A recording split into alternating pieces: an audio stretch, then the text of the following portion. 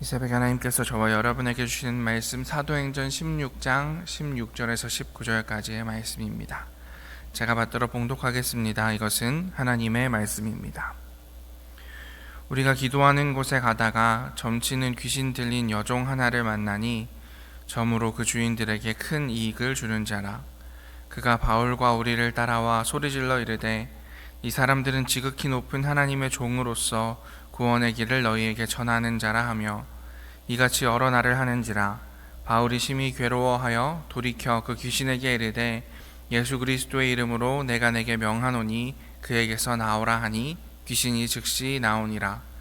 여종의 주인들은 자기 수익의 소망이 끊어진 것을 보고 바울과 실라를 붙잡아 장터로 관리들에게 끌어갔다가 아멘. 오늘 사도행전 16장 16절에서 19절까지의 말씀을 가지고 이같이 여러 날을 소리질러 이르되라는 제목으로 하나님 말씀 나누도록 하겠습니다. 사도 바울과 그의 선교팀은 그리스 북부 지역에서의 선교를 시작했습니다. 그곳은 이때까지 사도 바울이 행했던 선교의 패턴과는 전혀 다른 새로운 도전의 장소였습니다. 지난 시간에 살펴본 것처럼 감사하게도 그곳에서 바울과 선교팀은 신앙의 불모지에서 꿋꿋이 하나님을 생각하고 기도하는 여인들을 만나게 되었고, 그 중에서 특별히 유대인이 아니었던 루디아라는 여성을 선교의 동료로 맞아들이고 그의 집에서 빌립보 교회를 시작하면서 빌립보에서의 선교 활동을 시작하게 됩니다. 좋은 흐름이 이어질 것처럼 보였지만 바울과 선교팀은 소동에 휘말리게 되는데요. 우리 16절, 17절 말씀 함께 읽어보겠습니다. 우리가 기도하는 곳에 가다가 점치는 귀신 들린 여종 하나를 만나니 점으로 그 주인들에게 큰 이익을 주는 자라. 그가 바울과 우리를 따라와 소리질러 이르되 이 사람들은 지극히 높은 하나님의 종으로서 구원의 길을 너희에게 전하는 자라 하며 아멘. 바울과 그 선교팀이 빌립보에서 선교 활동을 시작했는데 그때에 어떤 여성이 이 바울과 실라를 따라와서 이 사람들을 보며 소리를 질렀다라고 이야기를 하고 있습니다. 사도행전에서는 예수 그리스도의 복음이 어떤 지역에서 사람들에게 선포되기 시작할 때 여기에 자극받은 것으로 보이는 존재들이 등장을 합니다. 8장의 이야기를 살펴보겠습니다. 8장에 보면 9절부터 19절까지 사이에 시몬이라고 하는 사람이 등장하게 되는데요. 이 사람은 9절에 보면 마술을 행하여 사마리아 백성을 놀라게 하며 자칭 큰 자라 하니 라고 소개하고 있습니다. 그러니까 이 사람은, 시몬이라고 하는 사람은 지금 우리로 따지면 박수무당 같은 사람인데 이 사람이 굉장히 용한 사람이었던 것으로 보입니다. 그래서 그 사람의 별명은 큰 자, 대단한 사람이라는 별명을 가지고 있었고, 그 사람이 예전부터 마술을 행해서 놀라운 일을 행해서 사람들이 그 사람을 많이 따랐던 모양입니다. 그런데 이제 빌립이라는 사도가 그곳에 가서 전도를 하니까 그곳에서 많은 사람들이 예수님을 믿었고, 그 중에 13절에 보면 시몬도 예수님을 믿게 되었다. 그리고 세례를 받고 성령을 받은 사람들의 모습을 보게 되었다라고 이야기하고 있습니다. 여기까지는 좋은 일인 것 같은데 이 시몬이라는 사람이 예수님을 믿는다라고 이야기했고 세례를 받기는 했지만 그 안에 있었던 속성을 버리지는 못한 모양입니다. 18절에 보면 시몬이 사도들의 안수로 성령 받는 것을 보고 돈을 들여 이르되 이 권능을 내게도 주어 누구든지 내가 안수하는 사람은 성령을 받게 하여 주소서 하니, 그러니까 자신은 이때까지 어떤 마술을 행할 때에 그 마술을 배우기 위해서 스승님에게 돈을 주고 마술을 배웠던 겁니다. 그래서 그것을 가지고 사람들에게 마술을 보여주고 놀라운 일을 하고 예언을 하고 이런 일을 이때까지 했는데, 자기가 보니 예수를 믿는 사람들이 나타나서 세례라는 걸 주고 안수를 했더니 성령이라는 것이 임하는데 그 이후에 놀라운 일들이 일어나는 겁니다. 그래서 나도 이때까지 내가 돈을 주고 어떤 사람들의 제자가 되었던 것처럼 당신들, 예수 믿는 사람들의 제자가 되고 싶다라고 이야기하면서 돈을 줍니다. 그러자 이제 빌립 선생님이 시몬을 쫓아내면서 그렇게 믿는 거 아니다 라고 이야기하는 내용이 사도행전 8장에 등장합니다. 8장뿐만이 아닙니다. 13장에도 이런 내용이 나옵니다. 바울과 그의 선교팀이 선교를 하러 갔는데 섬에 가서 바보라는 지역에 가게 됐습니다. 근데 거기에 바예수라고 하는 유대인 거짓 선지자인 마술사를 만나게 됐습니다. 그리고 그 바보를 다스리는 총독, 바보의 시장 같은 사람이 있었는데 그 사람의 이름도 바울이었습니다. 선교사 바울을 조금 헷갈리지 않기 위해서 이때는 바울과 사울의 이름을 동시에 쓰는 때라서 사울이라고 칭하겠습니다. 세 사람이 등장하는 겁니다. 바예수, 그러니까 엘루마라 하는 바예수라는 마술사가 있는 것이고, 우리가 잘 아는 선교사 사울이 있는 것이고, 그 지역을 다스리는 총독 바울이 있는 겁니다. 사울이 이 바보라는 지역에 가서 바울에게 복음을 전하려고 하는데 그 지역을 이때까지 꽉 잡고 있었던 사람이 누구냐면 엘루마라고 하는 바예수라는 사람인 겁니다. 그래서 사울이 바울에게 복음을 전하려고 하자 8절에 보면 이 마술사 엘루마는 그들을 대적하여 총독으로 믿지 못하게 힘쓰니 사울이 바울에게 전도하지 못하도록 방해하고 회방을 놓았다라는 겁니다. 그러자 이 사울이 9절에 보면 성령이 충만하여 그를 주목하고 이르되 10절에 바예수에게 저주를 퍼붓습니다. 그리고 11절에 이제 주의 손이 내 위에 있으니 내가 맹인이 되어 얼마 동안 해를 보지 못하리라 하니 즉시 안개와 어둠이 그를 덮어 인도할 사람을 두르고 하는지라. 이 마술사 바예수에게 하나님의 권능을 보여줍니다. 그러자 12절에 이에 총독이 그렇게 된 것을 보고 믿으며 주의 가르치심을 놀랍게 여기니라. 그러니까 어느 지역에 가서 예수님의 복음이 전해지기 시작하면 그 지역을 원래 다스리고 있던, 원래 정복하고 있던 어떠한 세력들이 이 예수님의 복음을 반대하려는 행위를 보이곤 했다라는 것입니다. 오늘 사도행전 16장의 빌립보 지역에서도 마찬가지였습니다. 고대 그리스 사회에서는 점을 치는 일이 굉장히 흔했습니다. 사람들은 정기적으로 신전에 가서 신녀나 박수에게 결혼에서부터 전쟁까지 모든 것에 대해 조언을 구했습니다.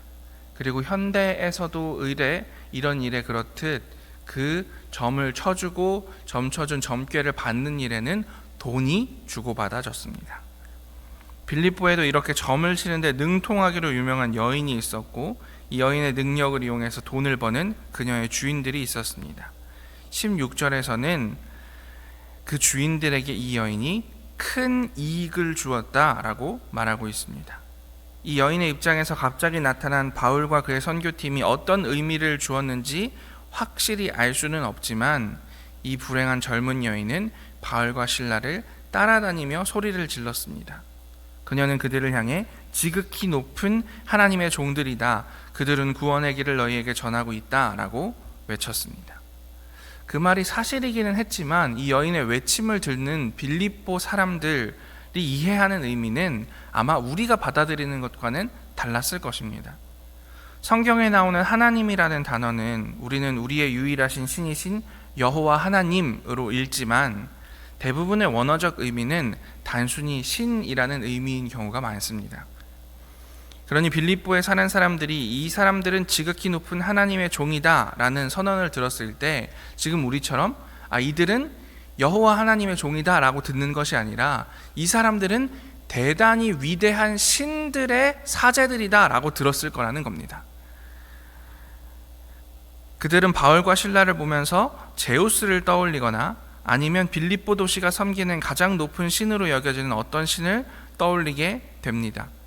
그래서 그랬는지 바울은 우리가 생각하기에는 조금 이해하기 어려운 반응을 보이고 있습니다. 어떤 반응인지 우리 18절 함께 읽어보겠습니다. 이같이 여러 날을 하는지라 바울이 심히 괴로워하여 돌이켜 그 귀신에게 이르되 예수 그리스도의 이름으로 내가 내게 명하노니 그에게서 나오라 하니 귀신이 즉시 나오니라. 아멘. 어떤 부분이 이해가 안 가는지 아시겠습니까?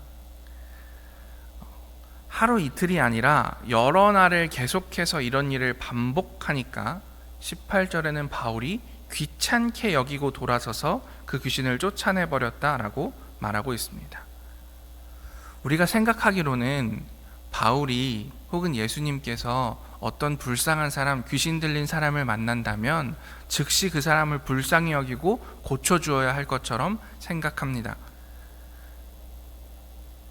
하지만 그 여인을 바울이 만나서 고쳐준 것이 그를 불쌍히 여겨서가 아니라 귀찮아서 그랬다는 겁니다. 심지어 며칠 동안 바울 일행을 따라다니면서 소란을 피우고 있다는 건 이 여인을 처음 봤을 때 이 여인이 어떤 일을 겪고 있는지 관심도 가지지 않고 이 여인을 고쳐줄 생각도 하지 않았다는 점입니다. 이 부분이 저에게는 이해하기 어려운 지점이었습니다. 착취당하고 있는 정신적인 어려움을 겪고 있는 여인이 있었습니다. 이 여인은 아주 교묘하고 치밀하게 자신의 어려움을 이용해 돈을 버는 여러 사람에 의해서 심각한 고통을 겪고 있었습니다. 그런데 마침 그곳에 교회를 세우기 위한 사람들이 전도 여행을 왔는데 그들이 이 여인에게 관심을 기울이지 않았다라는 겁니다. 이것이 오늘 사도행전 16장에서 하고 있는 이야기인 겁니다. 생각이 여기에 이르자 오늘의 이야기를 더 깊이 묵상해야 하는 이유가 생겼습니다. 사실 빌립보에서의 소동은 이 여인의 사건은 서로에 해당하는 부분입니다. 뒤에 가면 우리가 너무 잘 알고 있고 너무나 좋아하는 이야기가 등장합니다. 이 일로 인해서 바울과 실라가 감옥에 갇히게 되고 그 감옥에서 찬송과 기도를 하자 감옥 문이 열리게 되고 그 일로 인해서 간수의 집이 구원받게 되는 사건이 등장합니다. 우리가 너무 사랑하는 말씀, 주 예수를 믿으라 그리하면 너와 내 집이 구원을 받으리라 라는 이 말씀이 선포되어지는 후반부가 사실 16장의 클라이막스이자 메인스트림입니다. 그런데 어려움을 겪는 여인을 며칠 동안 내버려두는 바울과 그의 선교팀을 보면서 저는 뒷이야기로 쉽게 넘어가기보다는 오늘은 이 이야기를 깊이 살펴보아야겠다라고 생각하게 되었습니다. 곰곰이 말씀을 묵상하는데 오늘날 교회의 현실과 겹쳐 보이는 지점이 있었습니다. 여러분들이 생각하시기에 우리가 살고 있는 사회는 연약하고 어려운 사람들이 착취당하는 사회인가요? 아니면 그들이 보호받고 치료받는 사회인가요? 각자의 생각이 조금씩 다르겠지만 좋은 사회라고 단언하기에는 어려운 현실이 곳곳에 있습니다. 일터에서는 자꾸만 사람들이 죽습니다. 나이가 든 사람, 젊은 사람 할 것 없이 소망이 없어 스스로 비극적인 선택을 합니다. 어떻게든 취약한 이들의 돈을 뜯어내겠다는 문자나 전화, 보이스피싱은 날이 갈수록 악랄해집니다. 주변을 조금만 둘러보면 휩써 착취하는 사람들과 그로 인해 고통받는 이들이 있습니다. 그런데 교회는 어떤가요? 한국의 교회가 8만 개가 넘게 있다는데 이들의 고통에 응답하는 교회는 얼마나 될까요? 어떤 이유에서든 바울이 이 여인에게 관심을 기울이지 않았던 것처럼 우리도 마찬가지인 것이 불편한 진실이다 싶습니다. 그러면 우리는 어떻게 해야 될까요? 성경에서 이 문제는 어떻게 해결되고 있는 것일까요? 성경은 이 문제의 해결의 방법이 소리를 지르는 것이었다고 말합니다. 그것도 여러 날을 두고 끈질기게 외치니까 문제가 해결되었다라고 말합니다. 문제를 해결하는 방법은 누군가가 듣도록 소리 지르는 겁니다. 여러 날을 두고 바울이 돌아볼 때까지 계속 하는 것, 그것을 통해서 하나님의 능력이 나타났다라고 이야기하고 있습니다. 그렇다면 우리가 해야 할 일은 무엇일까요? 교회가 해야 할 일은 무엇일까요? 저는 교회가 할 일이 여러 날 소리 지르는 이들의 소리를 들어주는 것이라고 생각합니다. 더 나아가 여러 날 함께 소리 질러주는 것이라고 생각합니다. 누군가가 착취와 차별, 빈곤 같은 억울한 현실에서 소리를 지르고 있다면 우리가 관심을 기울이는 사람들이었으면 좋겠습니다. 그리고 그 존재가 그곳에 머물러 있지 않도록 그 사람과 함께 큰 소리로 외칠 수 있다면 더할 나위 없지 않을까 싶습니다. 그럼 현실은 변하지 않을까요? 18절 말미에 성경은 이렇게 말합니다. 예수 그리스도의 이름으로 내가 내게 명하노니 그에게서 나오라 하니 귀신이 즉시 나오니라. 바울이 교회가 관심을 기울였더니, 그래서 그 사람에게 예수 그리스도를 선포했더니 귀신이 즉시 나왔다. 그 여인이 해방되었다라고 성경은 이야기하고 있습니다. 영적으로 해방되었고, 영적으로 해방되었기 때문에 더 이상 다른 이들의 돈벌이 도구로 살아가지 않도록 현실적으로도 해방되게 되었다라고 말하고 있습니다. 이런 역사가 우리의 관심과 연대해서 일어날 것이라고 저는 믿습니다.